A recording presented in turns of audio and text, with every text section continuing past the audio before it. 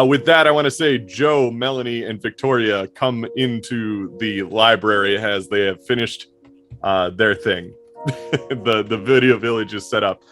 Pierce, you're just kind of like standing there, not really sure what to do with that. Everett, you just are confused. Yeah, I just think that, like, kind of like how I don't take anything for granted. It could be just really weird, but also the lights turned on automatically in here, so it might have been just like an automatic thing. So it's fine. It's fine-ish. What's the ceiling look like? Since they came in, just came in out, like, because Joe came in right after that happened, right? Mm-hmm. Yeah. I kind of want to be like, what do you see? And just rewind and be like, does anything look weird? Nope. No. There's no curtain. Everett's for some odd reason going like this. Joe has never seen this room, so she wouldn't have any reason to believe that there's a curtain there. I'm just like swimming through air. Yeah, basically Everett's just going like this for some reason. There was never a curtain according to the camera. Nope, there was nothing there. That's fucked up. I'm gonna that cry. Curtain was sitting in that room with you for the past like 20 minutes while you were talking about stuff. It wasn't a curtain. It was a dude. It was something. It was something. Something that went up. It's the crooked man.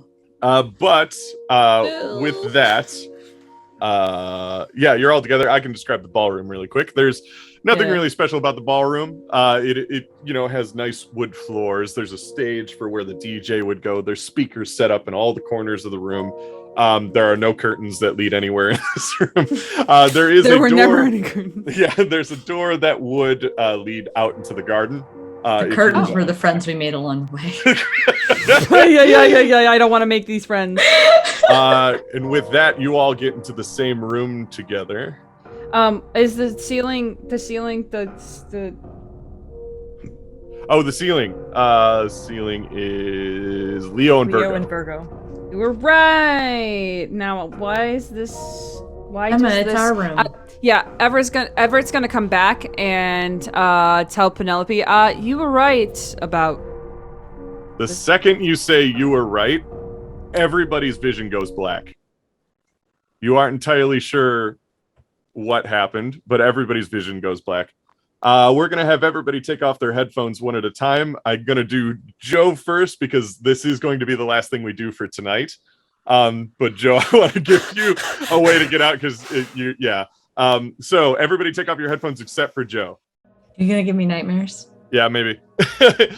Joe, find like your vision just it's gone, and then when you come back, it's almost like a light above you turns on. You're in a pitch black room. There's kind of a fog floating through whatever spotlight is shining down on you. As you are sitting there, you're looking around. All of a sudden, there is a stand next to you that lights up. And it looks like a defendant stand. And standing at the defendant stand is what looks like Terrence Stone, who is the CEO of Channel 8. But he's got like a weird mask on. It's a mask that kind of looks like the theater mask of somebody smiling. You know, the Yeah, he's got one of those on. Across from him turns on a light. The comedy drama masks. Yeah, exactly. Comedy Across tragedy. from him turns on a light, and it's Melanie standing there, and Melanie has the other mask, the frowning one. The tragedy, right? Yeah. And Melanie seems to be standing at a prosecutor's stand. And then in the center is another one that lights up, and it's the judge's stand, and it looks like it's your wife wearing a mask that is completely featureless. Your wife immediately goes, "How do you plead?" The voice doesn't sound like hers. It sounds like somebody dubbing over her voice, but it sounds like a man dubbing over her voice. What do you mean? How do I plead? What are my charges?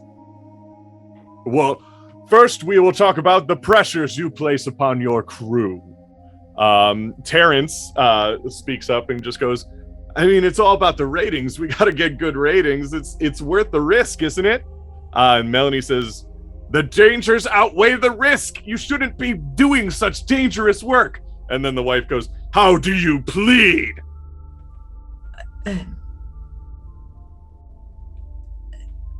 Guilty. You see Terrence kind of an arrow just shoots out of nowhere into Terrence's chest, and he like kind of looks at you like ah. And, his mask starts to bleed from one of the eye holes. The wife then again goes, in the instances of the powers that your crew possesses, Miss Penelope and Mr. Everett, using their powers to tap into such dark forces, how do you plead? Terrence says, it's all for the greater good. It's all for the greater good. Good ratings, good show. I mean, using these powers, it's good for the, it's good for the world. We got to know what's going on here. And stuff like that. And then Melanie says, you're dabbling in things you don't understand, and you're going to make things even worse for everyone. How do you plead?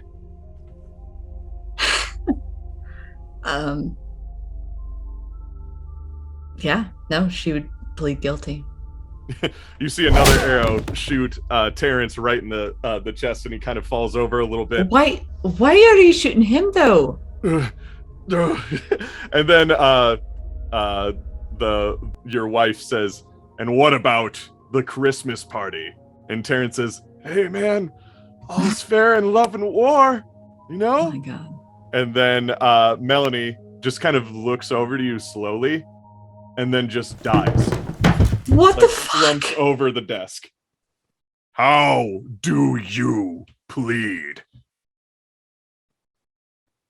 She'll stand up a little straighter. Not guilty. The lights all turn out in every single stand, and then the lights turn on right in front of your face, and it's your wife standing there, and she takes off her mask, and it's just a black hole, and she says, did you really think I would never find out?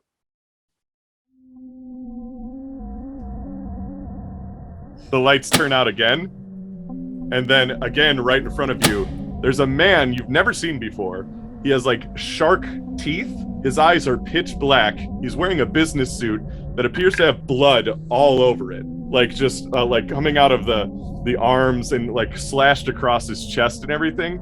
And he's got like these shark eyes, and he's holding a hammer, just like a normal work hammer. And he's got the sharp end pointed towards you. And he says, guilty. And he raises it. And then it's blackness again. And now you can take off your headphones. I don't like to be chosen. The lights turn on and you find yourself in a room full of elevators. I don't even have to mention what's scary about it. It's just immediately, this is the worst. One elevator to the left dings.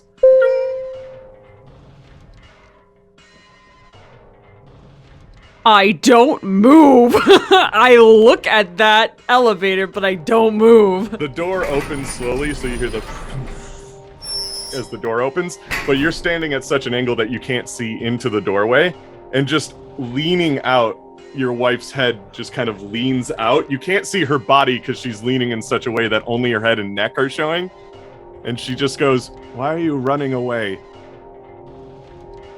Now, I have to clarify. Is this the bad time looking wife? Or Nope, is this... your wife looks great.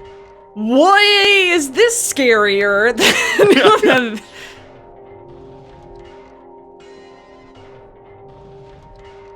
What?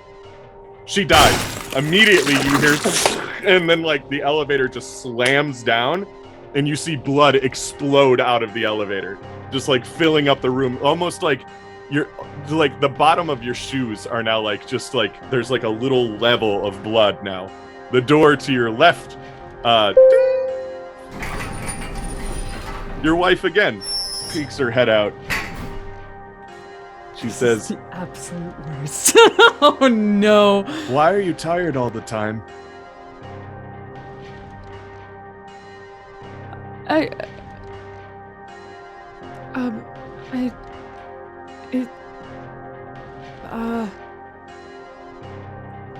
It's just, And then blood everywhere.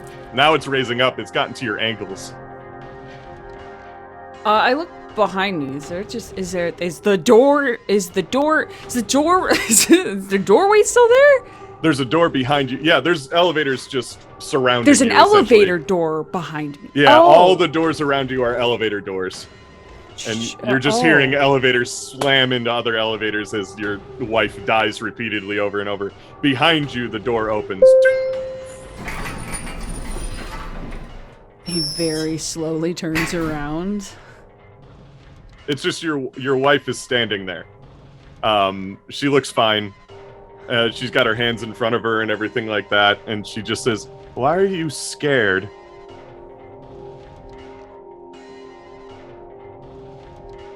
Because this isn't right. And then again slammed down. Now the blood is up to your like mid leg, bottom of your leg. Mm-hmm. The door behind you, because now you've turned around. So this would have been the door that started in front of you. He doesn't turn around. You don't hear anything. No questions. You don't turn around. So what you see is, from the sides of your head, two hands slowly going like this. They don't look like any hands you've seen before. They're like sharp and long, like the fingers are long. Their cuffs seem to be this black suit with blood kind of going along the hands and like on the wrists and everything like that. So just blood dripping from this thing's suit as it just kind of like reaches like this and then just kind of slowly puts his hands over your eyes to like blot it. I duck and I scoot away from that. No, you don't, because that's it. That's it? That's all you got. Everything goes black. Take your headphones out. Oh, I hate it.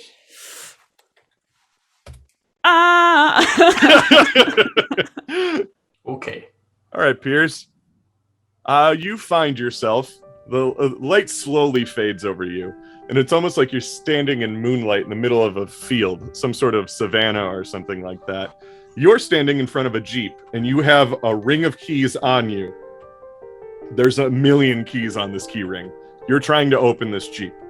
And behind you, you can hear something terrible. When you look around, you see around you in the darkness, you can't quite make out, but there's a lot of like eyes and growling happening in the darkness. Behind you, you hear a woman ask, "Why couldn't you save me?"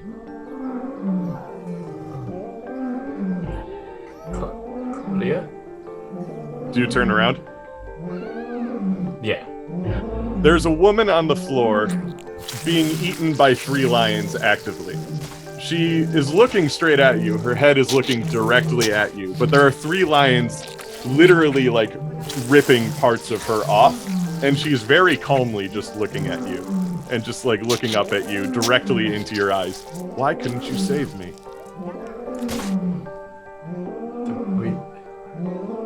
It happened so fast. Are you really happy living your life as a coward? I've never been a coward. You were a coward when it mattered the most. No, it should have been me.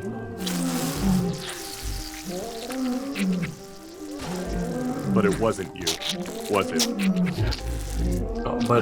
But what more could I have done?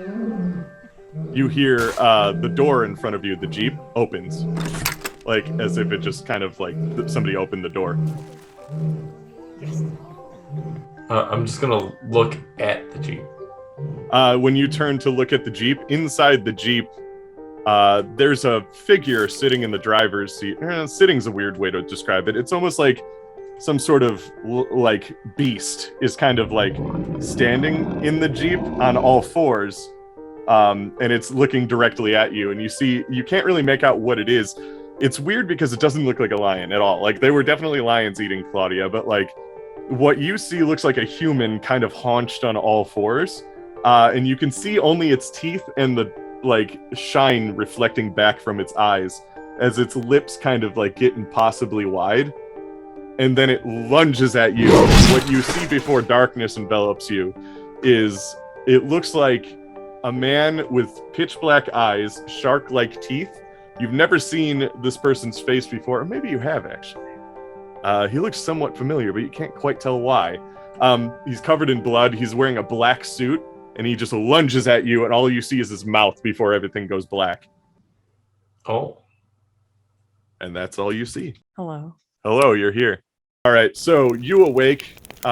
What you see, like, it's pitch black, and then all of a sudden you feel heat, and then a light starts to emit, but it's coming from under you. And what you feel is fire. You seem to be tied to a post as a fire is starting to light up from underneath you. Surrounding you, as the fire gets brighter, you can start to see figures surrounding you. And then as they start to light up, like the fire gets bright enough to light them up, each one of them is holding a torch, and all of their torches start to light up. It's this, they're all wearing what looks like a cloak with zodiac symbols all over them. The one in front of you reveals his hood, and it's Charles Sexton, the bartender.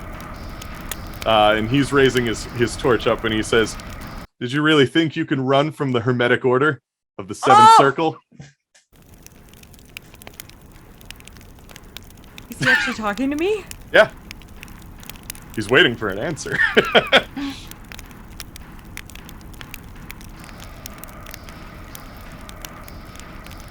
She's like really speechless right now.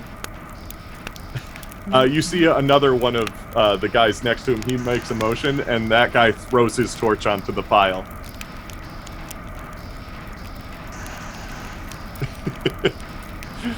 Oh my god, I'm gonna die. I start seeing if I can like get out of whatever I'm in. No, it seems like you can struggle, but it only hurts more when you do it. Like it's like the things that they wrapped around your wrist, not just rope. Kind of feels like barbed wire now that you think about it. In fact, it's wrapped around your legs too. And then he goes, "Why are you so scared of your powers?"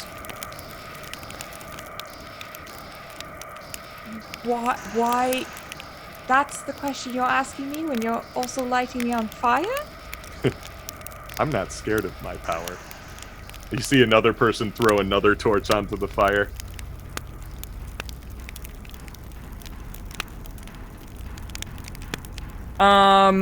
Okay, can I try and do something weird?